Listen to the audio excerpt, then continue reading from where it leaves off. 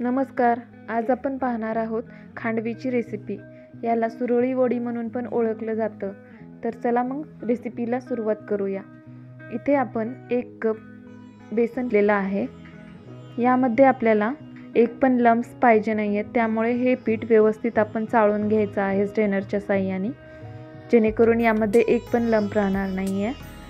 आता हे व्यवस्थित गाळून घेतल्यानंतर हे पीठ आपल्याला एका बाउलमध्ये काढून घ्यायचं आहे. तुम्ही पाहू शकता इथे एक पण लंप नाही राहिलेला वरती. हे आता एका बाउलमध्ये काढून व्यवस्थित त्यामध्ये आपल्याला मीठ वगैरे ॲड करून घ्यायचं आहे. मीठ यामध्ये व्यवस्थित प्रमाणात घातलं तर खांडवी व्यवस्थित चविष्ट लागते. थोडंसं मीठ कमी पडलं तर एवढी चव नाही लागत, त्यामुळे मिठाचं प्रमाण एकदम व्यवस्थित ठेवायचं आहे आपल्याला. त्यानंतर थोडंसं हिंग टाकलेलं आहे मी, आणि अर्धा कप दही टाकून घेतलेलं आहे, आणि 1 कप पाणी टाकलेलं आहे. आता पाणी आपल्याला व्यवस्थित हळूहळू करूनच ॲड करायचं आहे, जेणेकरून ते पीठ व्यवस्थित एकजीव होऊन जाईल. 1 कप बेसनला आपल्याला 2 कप पाणी लागतं आणि अर्धा कप दही लागतं. जर दही जास्त प्रमाणात आंबट असेल तर खांडवी आणखीनच चविष्ट होतात. तर इथे आता आपलं बॅटर तयार होत आहे. त्यामध्ये मी थोडं थोडं पाणी ॲड करून हे बॅटर व्यवस्थित तयार केलं आहे. यामध्ये आपल्याला आता इथे मी 2 मिरच्या, 1 इंच अद्रक आणि थोडेसे जिरे टाकून याची पेस्ट तयार करून घेतलेली आहे. तर ही पेस्ट यामध्ये ॲड करून घ्यायची आहे आणि व्यवस्थित मिक्स करून घ्यायचं आहे. इथे मी 1 चमचा तेल टाकलेलं आहे, त्यामुळे आपली खांडवी एकदम सुटसुटीत होते व पीठ पण एकदम असं मोकळं होतं छान. आता हे तयार केलेलं बॅटर आपण स्ट्रेनरने परत एकदा गाळून घेणार आहोत, जेणेकरून मिरचीचे जे छोटे छोटे तुकडे आहेत ते वरती राहतील आणि त्याचा अर्क सगळा पूर्ण त्या बॅटरमध्ये मिक्स होईल.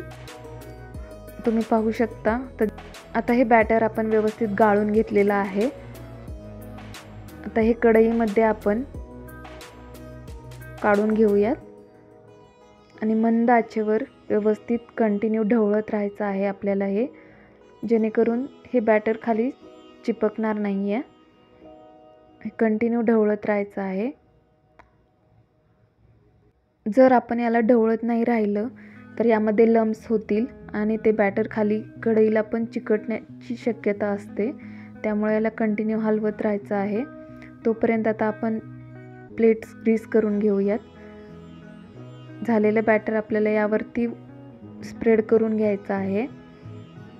ही बॅटर व्यवस्थित तयार होण्यासाठी आपल्याला 10 ते 15 मिनिट लागतात. आता तुम्ही पाहू शकता हे थोडंसं घट्ट होत आलेलं आहे बॅटर. याला आणखी आपल्याला 2-3 मिनिट कंटिन्यू हलवत राहायचं आहे. हे बॅटर तयार झाल्यानंतर यावरती एक चमक येते. आता थोडंसं पोर्शन आपण घेऊन प्लेटवरती टाकून पाहणार आहोत. हे जर व्यवस्थित निघालं तर समजायचं की आपलं पीठ तयार झालेलं आहे. तुम्ही पाहू शकता आता हे पीठ तयार झालेलं आहे. आता हे पीठ आपल्याला प्लेट्सवरती व्यवस्थित स्प्रेड करून घ्यायचं आहे. जेवढं जमेल तेवढं आपल्याला पातळ स्प्रेड करून घ्यायचं आहे, जेणेकरून आपली वडी व्यवस्थित होईल. जर पीठ थोडंसं आपण जाडसर स्प्रेड केलं तर ती सुरळी वडी थोड्या वेळाने अशी तुटण्याची शक्यता असते. त्यामुळे जेवढं पातळ होईल तेवढं पातळ स्प्रेड करून घ्यायचं आहे. आता हे पीठ आपलं व्यवस्थित स्प्रेड करून झालेलं आहे. आता हे 5 मिनिटासाठी असंच बाजूला ठेवून थंड होऊ द्यायचं आहे. थंड झाल्यानंतर नाईफच्या साहाय्याने आपल्याला याला कट करून घ्यायचं आहे. आता हे कट करून झालेलं आहे आपल्याला. मी तुम्हाला याची वडी गोल करून दाखवते. तुम्ही पाहू शकता किती व्यवस्थित सुंदर वडी होत आहे.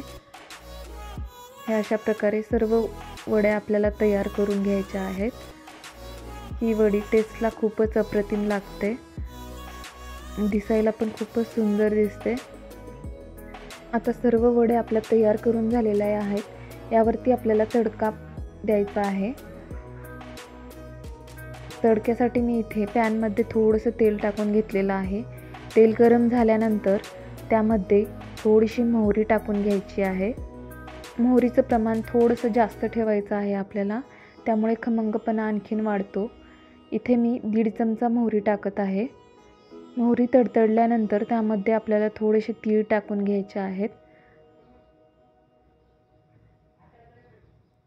आणि थोडंसं आपल्याला त्यामध्ये कढीपत्ता आणि हिरव्या मिरच्या टाकून घ्यायच्या आहेत. हिरव्या मिरच्या थोड्याशा कमी जास्त तुम्ही तुमच्या प्रमाणानुसार करू शकता. तुम्हाला जर जास्त तिखट आवडत असेल तर थोड्या मिरच्या आणखीन तुम्ही घेऊ शकता. काही जण कोथिंबीर फोडणीमध्येच ॲड करतात, पण मी इथे वरतून स्प्रेड करणार आहे. आता आपला तडका तयार झालेला आहे. यावरती आपल्याला व्यवस्थित तडका स्प्रेड करून घ्यायचा आहे. तुम्ही पाहू शकता आपली सुरळी वडी किती सुंदर दिसत आहे ते. यावरती आता आपल्याला थोडीशी कोथिंबीर स्प्रेड करून घ्यायची आहे. तुम्हाला जर आवडत असेल तर तुम्ही यावरती ओल्या नारळाचा खीस पण यावरती स्प्रेड करू शकता. आता ही सुरळी वडी तुम्ही नक्की ट्राय करून पहा. तुम्हाला ही रेसिपी कशी वाटली ते कमेंट करून नक्की कळवा आणि अशाच नवनवीन रेसिपींसाठी चॅनलला सबस्क्राईब करा, लाईक करा, शेअर करा. थँक्यू. आणि अशाच नवनवीन रेसिपींच्या नोटिफिकेशनसाठी बेल आयकॉनला क्लिक करा.